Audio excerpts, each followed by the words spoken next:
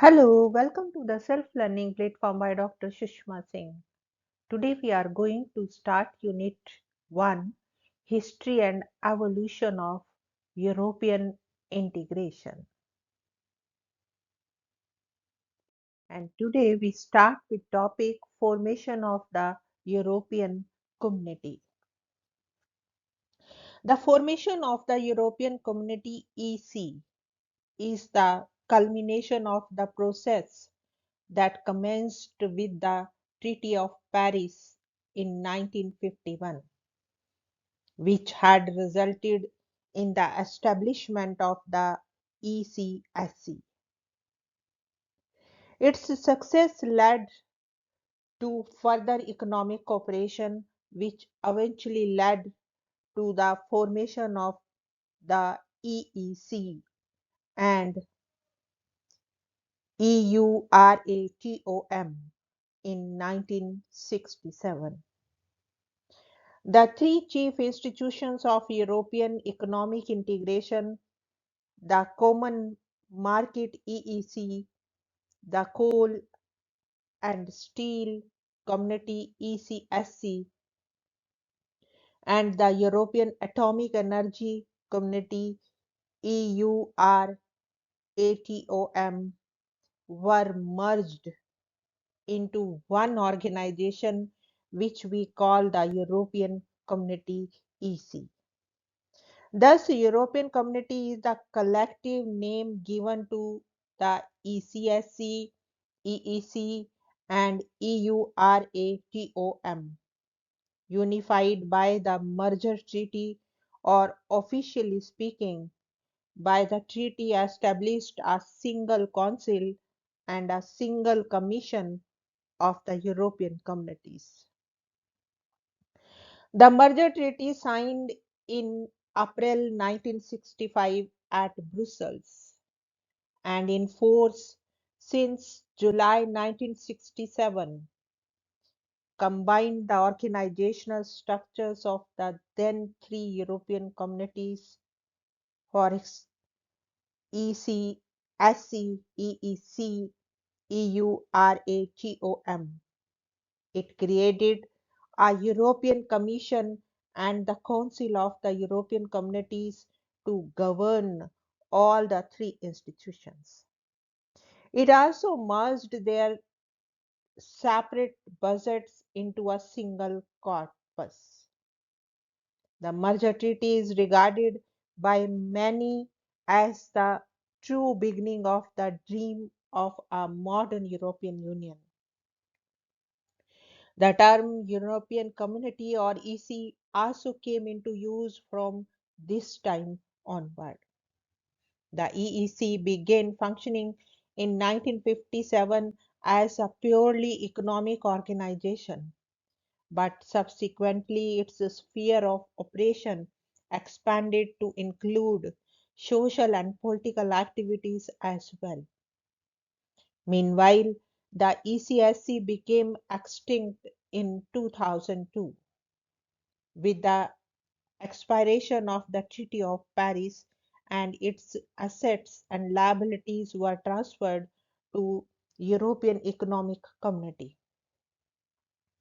With the ratification of the Maastricht Treaty in 1993, the European Economic Community was renamed the European Community by the omitting word economic, aided by its two other pillars, the Common Foreign and Security Policy CFSP and the Police and Judicial Corporation PJC.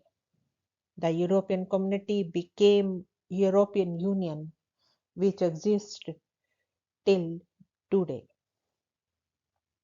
The EC is committed to protecting the interest of the European consumers and producers.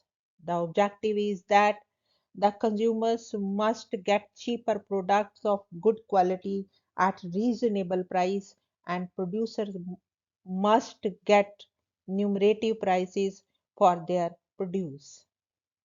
Moreover, EC has to ensure sustainable development so that the environment is not degraded.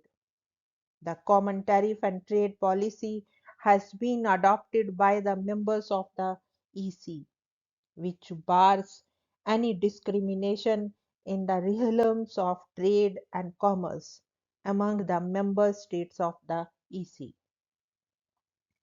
Agriculture was another important concern of the EC. It adopted a common agricultural policy CAP to protect the interest of the European farmers from external competition. EC provided a heavy dose of subsidy to its farmers, which led to mass agricultural production. However, since its disposal became a source of worry, the EC revised its policy again. Instead of mass and cheap agriculture production, EC is now stressing on quality agriculture and dairy products, which can protect the health of the European citizens and preserve the environment as well. The next point is Single European Act. The credit for the Single European Act goes to the European Commission's President Jacques Delors, who was instrumental in the preparation of a white paper in 1985, which paved the way for signing of the Single Act. The white paper pointed out that the expanding community had the potential to serve the 300 million European consumers in a far efficient way if a single market was created and all obstacles to the movement of people, goods, and services were removed. The European Single Act was signed in February 1986 by the then 12 members of the EEC, setting out a timetable to take nearly 300 steps to complete the formation of the single market by 1993. Progress thereafter was rapid. Business, professions, trade unions all moved swiftly, adapting themselves to the new rules of the game. The benefits were soon felt in everyone's daily life as a wider range of goods and services became easily available and people were able to move freely throughout Europe for work and leisure. It heralded the emergence of a single European market with no trade and tariff barriers among the member states. It ensured the free movement of goods, services, capital, and the people within the EC. The obstacles hindering the free movement of people and goods have either been removed or are being curtailed. Passport checks at international borders of the European Union countries have been abolished. A single EU passport has been introduced. Degrees and certificates issued by the various educational and technical institutions in the member countries are now receiving mutual recognition and acceptability.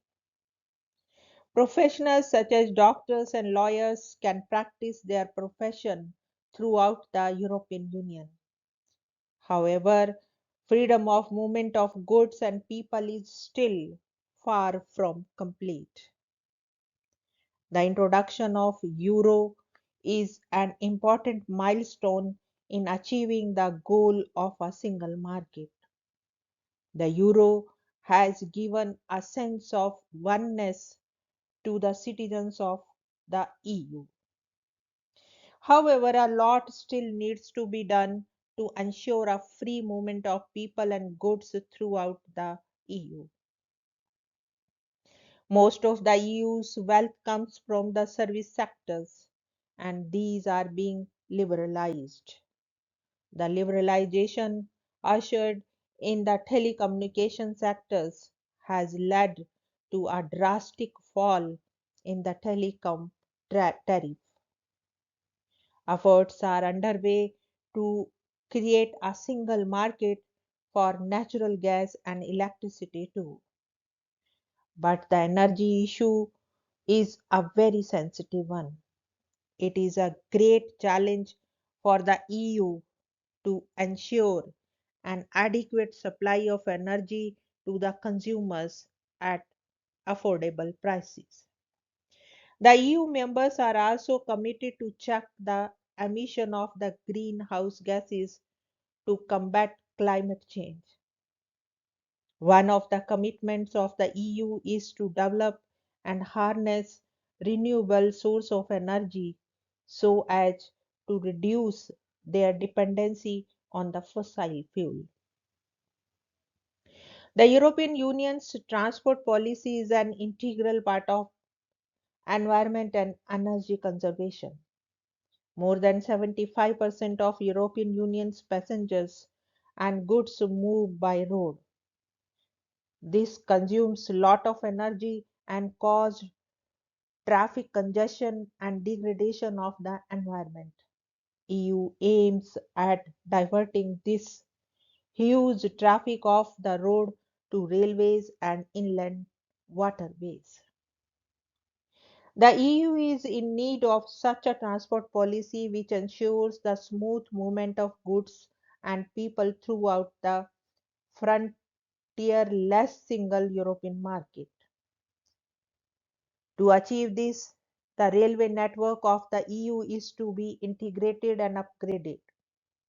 Air traffic also needs to be upgraded, and the air traffic control ATC system of different EU countries have to be replaced by one unified integrated European ATC system to create a single European sky. The European Union's postal services are also being opened up to competition. The objective is to provide the citizens of EU access to all the basic public services such as transport, communication, health, water, electricity, etc. at affordable prices. These basic services were hitherto the monopoly of the respective national governments. These are now being opened up for competition. It will create several new jobs, improve the services, and will strengthen the economy of the EU. Now let us discuss about the Treaty of the European Union, Maastricht Treaty. The Treaty on European Union, popularly known as the Maastricht Treaty, marked a new stage in the process of creating a more close-knit union. It was signed on 7th February 1992 by the members of the European Community at the Dutch city of Maastricht, which came into effect on 1st November 1993. The Maastricht Treaty was a turning point in the history of the European integration process. It modified the earlier treaties of Paris and Rome and expanded the Single European Act so as to enhance the scope of its activities. The objective of creating a political union was added to the initial economic objectives of creating a common market. It led to the creation of a European Union EU. It was the result of a long and painstaking separate discussion for a monetary and a political union. The Maastricht Treaty invested a European Economic and Monetary Union (EMU) with the introduction of a common currency the euro, and the single regulatory body, the European Central Bank. It led to a complete economic and monetary union and helped the consumers to shop throughout the Europe and make a comparative analysis of the price structure in different parts of the EU. Originally, the EC dealt chiefly with economic and trade matters. The Maastricht Treaty envisaged a widening of the areas of cooperation from economic to the social and political spheres. It was said about the EU that throughout it was a giant in the economic field. It had remained a pygmy in the political and strategic fields. The Maastricht Treaty aimed at rectifying this imbalance and strengthening the social and political unity of the EU members. The Maastricht Treaty compromised economic, political, and social charters, which aimed at adopting a common economic, political, and social policy throughout the EU. The Maastricht Treaty introduced three pillar structures for the EU. The first pillar was the Economic and Social Policy (ESP) pillar. The second was the Common Foreign and Security Policy (CFSP) pillar, and the third was the Justice and Home Affairs (JHA) pillar. The first pillar was central one, comprising the arrangement set out in the ECSC and European treaties, that is, those related to union citizenship, community policy, economic and monetary union, and so on. The CFSP pillar was built on the foundation of European political cooperation, and the JHA pillar aimed at police and judicial cooperation in criminal matters by coordinating in the field of law enforcement, criminal justice, civil judicial matters, asylum, and immigration. The Maastricht Treaty enshrined the principle of subsidiarity in the working of EU. It meant that EU and its institutions will act only if it is more effective to do so at the EU level than at the national or the local level. This principle ensures that EU does not unnecessarily interfere in the working of national governments and in the daily life of the citizens. A European identity is a valuable asset to be preserved by the EU, but it should not be confused with uniformity, which all EU members reject. The ratification of the Maastricht Treaty was a different proposal or difficult proposition. Denmark first rejected but later ratified it in the second referendum. France ratified it with a wafer thin majority. The same was the case with Britain, wherein the treaty fueled a serious crisis in John Major government. The entire Europe was divided over the issue of the ratification of the Maastricht Treaty. It was the most controversial treaty in the history of modern Europe. Eventually, however, all the hurdles were overcome and it came into force in November 1993. In early 1996, in the European Council of Turin, an intergovernmental conference commenced with the purpose of elaborating a new treaty that reformed the Treaty of Maastricht. The objectives were to focus on developing the European Union's citizens, strengthening the EU role in international politics, reforming the institutions, and expanding the EU to include countries of Central and Eastern Europe.